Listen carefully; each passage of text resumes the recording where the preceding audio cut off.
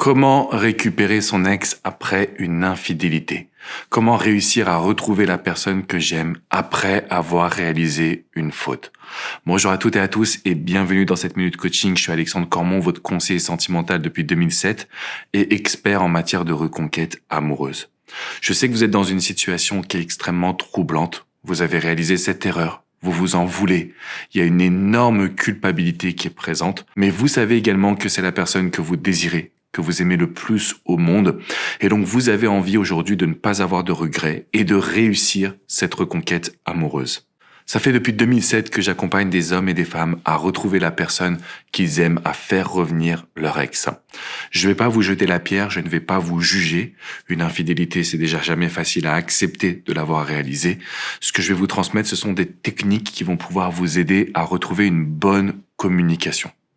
De cette communication va en découler une nouvelle vision, une nouvelle page à votre histoire, ce qui va vous permettre de ressortir encore plus fort de cette situation. Un point important, ne jamais négliger ce qui vient de se réaliser. Ne jamais essayer de dire à votre ex que votre infidélité n'est pas importante, que cette autre personne n'est pas importante, que c'est elle ou lui qui compte. Plus vous allez faire ça et plus vous allez tirer sur son ego, tirer sur sa négativité. Et c'est pour ça que généralement, vous regardez mes vidéos parce que ce que vous avez fait jusqu'à maintenant n'a pas forcément fonctionné. Comment récupérer son ex après une infidélité? Comment récupérer son ex quand on a fauté? Comment récupérer son ex quand on a besoin de regagner sa confiance? L'étape numéro 1, c'est de ne pas se précipiter. Alors, vous connaissez sûrement la technique du silence radio qui consiste à tout couper. Moi, je vous parle régulièrement d'indifférence contrôlée, c'est-à-dire que je vais prendre de la distance. Si la personne vient vers moi, je vais communiquer avec cette personne, mais je ne vais pas forcément faire les premiers pas. Et c'est cette technique que je vais vous recommander aujourd'hui, dans la phase où vous voulez récupérer votre ex après une infidélité. Notre objectif, ça va être de prendre une petite distance, de sorte à ce que votre ex comprenne que vous prenez du temps pour vous recentrer sur vous. Alors, je sais que ça peut paraître bizarre, mais quand on est infidèle en général, c'est qu'il y a quelque chose qui ne va pas dans notre quotidien personnel.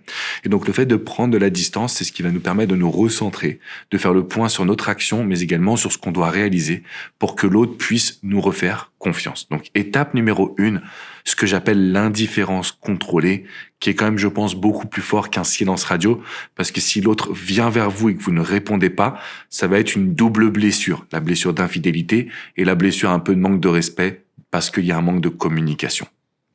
Une fois qu'on a fait de l'indifférence contrôlée, on a deux options. Soit la personne vient vers nous, et dans ces cas-là, on doit être capable de communiquer sur notre prise de conscience. Et si la personne ne vient pas à nous, on doit être capable d'entreprendre une action forte. Quand je parle d'une action forte, c'est la deuxième grande technique de reconquête, c'est la lettre manuscrite. Alors, c'est pas n'importe quel type de lettre, c'est pas une lettre d'amour, c'est pas une lettre où on se confond en excuses. C'est une lettre, d'une certaine façon, où on parle de notre électrochoc. Voilà ce qui s'est passé depuis cette situation où, tu m'as attrapé, entre guillemets, en train de tromper. Donc, voilà ce qui s'est passé depuis ce moment-là. Et la prise de conscience que j'ai eue qui doit être plus globale. Mais juste avant, on va voir pourquoi est-ce que c'est important de faire une action forte. Généralement, les personnes que j'ai en coaching me disent « Alex, je ne comprends pas, ça marche pas, je me suis confondu en excuses, je lui ai dit tout ce que j'avais sur le cœur et pourtant il ou elle ne m'écoute pas. » Et en fait, comment on fait ces actions? On le fait par message. On est tellement habitué à envoyer des messages, des WhatsApp, qu'on pense que ça va être suffisant. Il faut bien prendre conscience que là, quand il y a une infidélité, il faut qu'on mette les formes.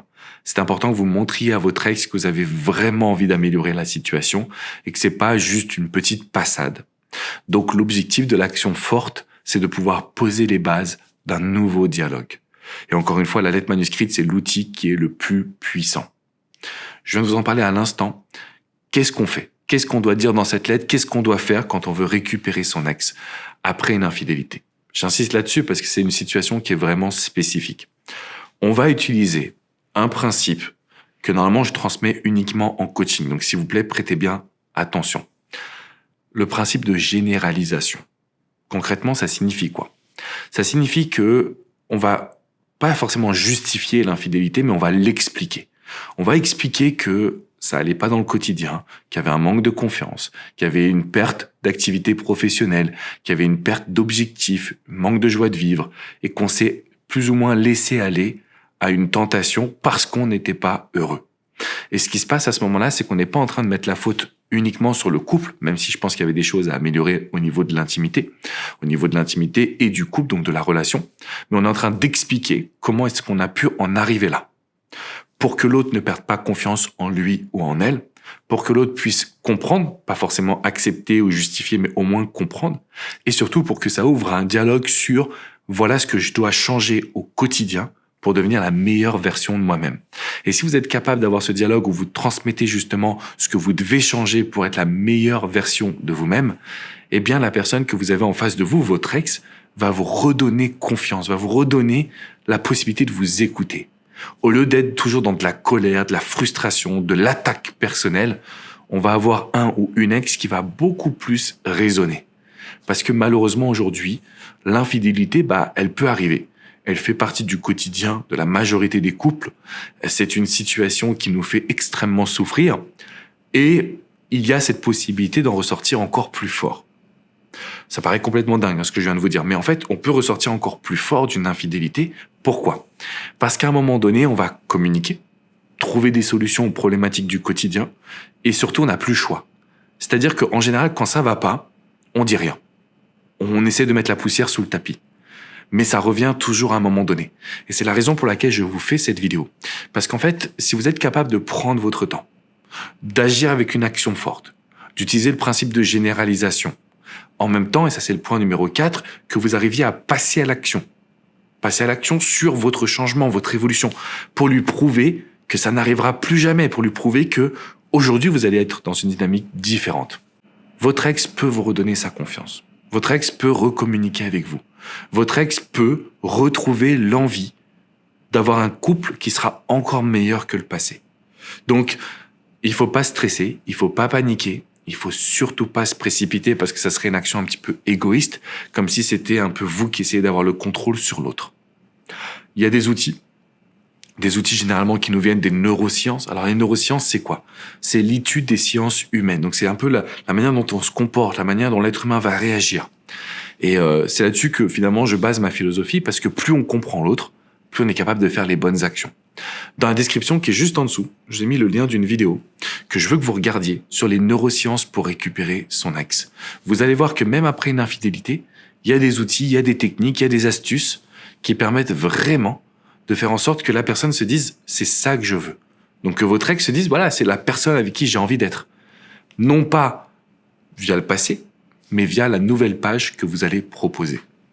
Donc cliquez bien dans la description si ça vous intéresse pour aller regarder cette vidéo. De mon côté, je voulais également vous inviter à vous rendre sur mon site alexandrecormon.com. Vous avez de nombreux guides, de nombreux articles, des dossiers spéciaux qui sont hyper longs mais hyper puissants. Et puis vous avez la possibilité de réserver une séance de coaching privé confidentielle, que ce soit avec coach Jenny, coach Hugo, coach Vladimir qui vous prend en urgence, ou moi-même. On est là au quotidien pour vous suivre de A à Z. Récupérer son ex après une infidélité, c'est possible. Ça demande quand même une très grande gestion des émotions. Ça, c'est vrai. C'est pour ça que je vous dis souvent, faites du sport, yoga, méditation, tenir un journal intime. Ce sont des éléments, en fait, qui sont très souvent oubliés. Mais plus on tient nos émotions, moins on agit égoïstement, c'est-à-dire en fonction de nos états d'âme, et on connecte beaucoup plus aux émotions de l'autre. Donc, je vous invite à mettre ça en place dès aujourd'hui. Dans la description, vous avez le lien de la vidéo. Vous pouvez continuer à être sur cette chaîne YouTube. Donc, surtout, abonnez-vous. Abonnez-vous pour rejoindre cette communauté numéro 1 du bonheur en amour et du développement personnel en francophonie. Donc on est là ensemble pour vraiment vous aider à avoir une nouvelle vision des relations. Et ne vous blâmez plus, ne vous sentez plus coupable, parce que ça, c'est la raison qui fait que votre ex ne va pas passer au-dessus. En fait, je vois beaucoup de personnes qui disent « Manex, j'en peux plus, j'ai trop merdé, je suis trop con ». Qu'est-ce qui se passe ? L'ex a encore du ressentiment. L'ex voit que vous êtes coupable, il ou elle va ressentir de la colère. C'est comme si on allait remuer le couteau dans la plaie. Tout le monde fait des erreurs. Tout le monde fait des erreurs. Ce qui compte, c'est de les rattraper. Ce qui compte, c'est de prouver qu'on a changé. Ce qui compte, c'est de se donner à 100% dans cette vision, parce que c'est elle qui va vous apporter vers du mieux-être. Pour vous, et bien évidemment pour votre ex également. Je vous invite encore une fois à mettre un énorme pouce bleu, un like à cette vidéo. Abonnez-vous et on se retrouve très prochainement pour une nouvelle vidéo.